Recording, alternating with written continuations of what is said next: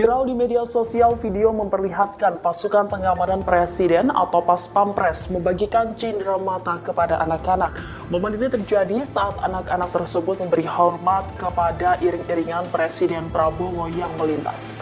Aksi Pas Pampres memberikan hadiah kepada anak-anak turut diunggah akun TikTok @anfa_al-ghifari. Pada Kamis 23 Januari, postingan tersebut telah disukai lebih dari 214.000 pengguna dan dilihat lebih dari 2,1 juta.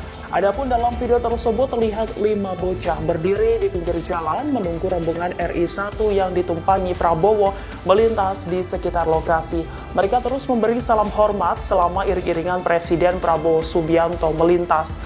Terlihat mobil RI1 sedikit memperlambat laju kendaraan saat melewati anak-anak tersebut. Meski Prabowo Download Tribun X sekarang, menghadirkan lokal menjadi Indonesia.